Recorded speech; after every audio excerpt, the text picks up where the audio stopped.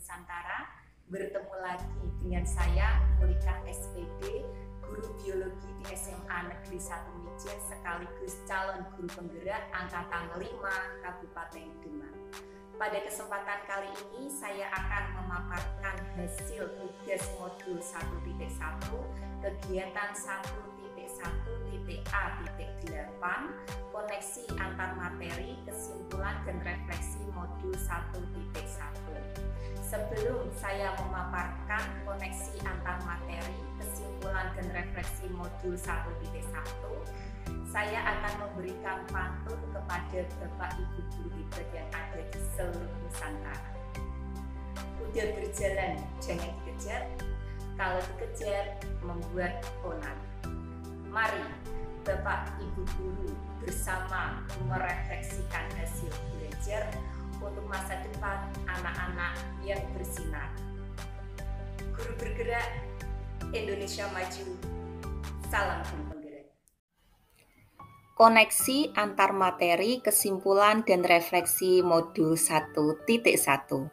Apa yang Anda percaya tentang murid dan pembelajaran di kelas sebelum Anda mempelajari modul 1.1? Sebelum saya mempelajari modul 1.1, pembelajaran yang saya lakukan di kelas yaitu yang pertama, dalam melakukan pembelajaran di kelas, saya masih kesulitan untuk mendesain pembelajaran yang berpusat pada murid, sehingga pembelajaran yang saya lakukan lebih banyak berpusat pada guru atau teacher center learning. Kemudian yang kedua, pembelajaran hanya mengejar target kurikulum.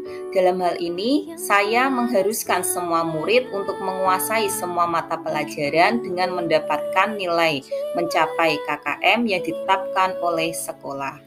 Yang ketiga, mengutamakan kemampuan kognitif dan belum memperhatikan karakteristik murid, di mana saya masih sering memberikan materi untuk menuntaskan target tanpa memperhatikan perasaan dan kemampuan serta bakat dari peserta didik.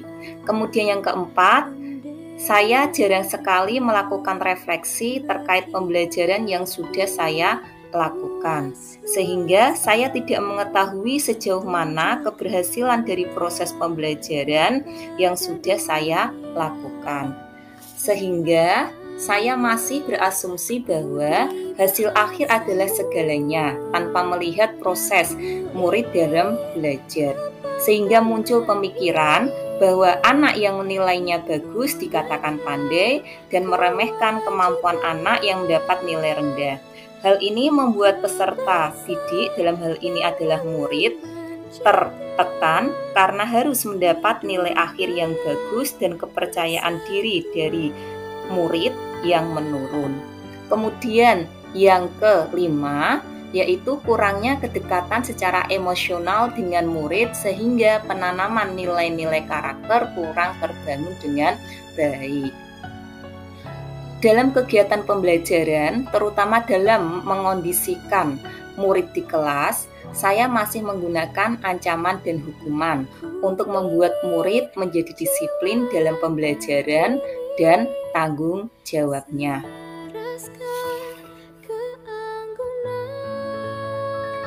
Terus, apa yang berubah dari pemikiran dan perilaku Anda setelah mempelajari modul 1.1?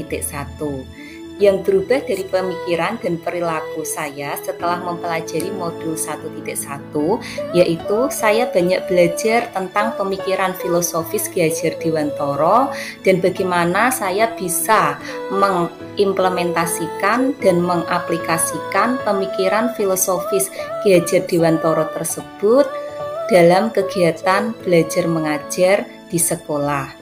Di sini pemikiran filosofis Ki Hajar Dewantara yang akan saya paparkan secara garis besar ada 6, yaitu yang pertama adalah menuntun, yang kedua kodrat alam dan zaman, yang ketiga budi pekerti, yang keempat berhamba pada anak, yang kelima menyenangkan, dan yang keenam memerdekakan belajar. Yang pertama adalah menuntun. Saya menyadari bahwa sebagai pendidik saya tidak bisa memaksakan kehendak kita untuk diikuti oleh anak. Memberikan materi kepada peserta didik tanpa memperhatikan kemampuan dan bakat peserta didik dapat membuatnya tertekan dalam belajar. Guru harus mampu menuntun peserta didik sesuai bakat, minat, dan kemampuannya. Oleh sebab itu, saya berusaha untuk menciptakan suasana belajar yang menyenangkan dan mengembangkan potensi yang ada pada diri anak. Guru sebagai role model yang akan selalu dilihat dan ditiru oleh peserta didik, baik dalam perkataan maupun perbuatan. Untuk itu, saya harus menjadi teladan yang baik bagi peserta didik dalam penanaman budi pekerti, serta menjadi pendidik ing ngarsa sung tulodo, ing madya mangun karsa, dan tuturi handayani. Yang kedua adalah kodrat alam dan zaman. Saya semakin paham dan sadar bahwa setiap anak itu unik. Mereka memiliki karakter, bakat, dan kemampuan yang berbeda-beda. Tidak dipungkiri juga, anak-anak memiliki kekurangannya masing-masing, namun saya yakin dan percaya bahwa dengan memberikan kepercayaan, arahan, dan mengeksplor lebih jauh, maka potensi pada diri anak dapat muncul dan mencapai tingkat tertinggi. Yang ketiga adalah budi pekerti.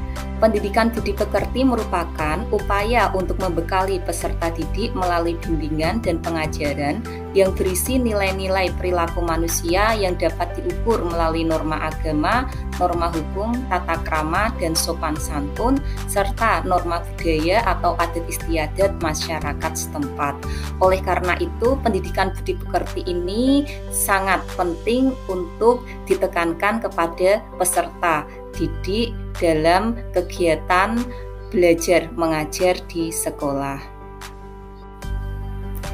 Yang keempat, yaitu berhamba pada anak. Pendidikan yang menghamba pada anak menekankan pada minat, kebutuhan, dan kemampuan individu, menghadirkan model dan metode belajar yang menggali motivasi untuk membangun habit anak menjadi pembelajar sejati.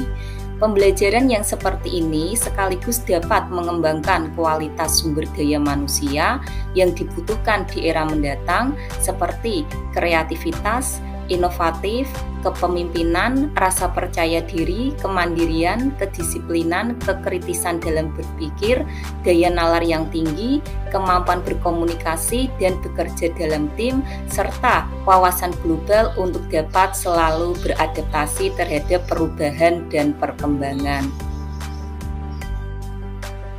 Yang kelima adalah menyenangkan. Pembelajaran yang menyenangkan merupakan pembelajaran yang dapat menarik perhatian peserta didik dengan berbagai metode yang diterapkan, sehingga saat pembelajaran berlangsung, peserta didik tidak merasa bosan. Dengan demikian, dapat dikatakan bahwa pembelajaran yang menyenangkan adalah suatu proses pembelajaran yang berlangsung dalam suasana yang menyenangkan dan mengesankan.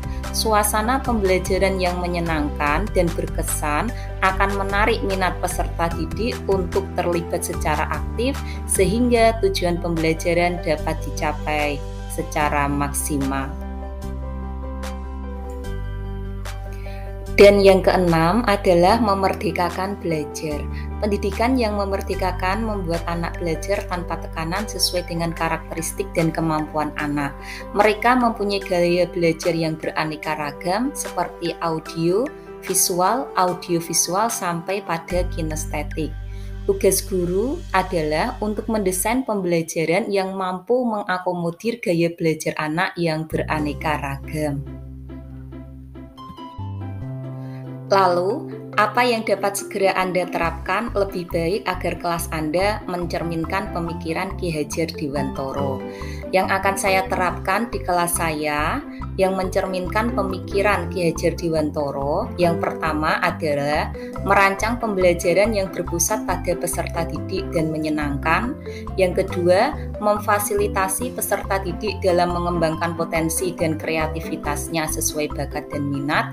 Yang ketiga, membiasakan pendidikan karakter yang berkelanjutan. Yang keempat, berusaha untuk menjadi teladan yang baik dalam perkataan maupun perbuatan. Yang kelima, mengenali karakter dan latar belakang peserta didik dengan menjalin komunikasi dengan orang tua. Dan yang keenam, melakukan pendekatan emosional kepada peserta didik dengan saling berbagi berita dan motivasi kepada anak. Demikian tadi pemaparan hasil tugas dari saya, koneksi antar materi, kesimpulan dan refleksi modul 1.1, tugas 1.1.A.8. Semoga apa yang saya sampaikan dapat bermanfaat bagi kita semuanya, khususnya Bapak Ibu guru hebat yang ada di seluruh Nusantara. Iwak sepat kecemplung santen, menawi lepat nyuwun pangapunten. Terima kasih. Wassalamualaikum warahmatullahi wabarakatuh.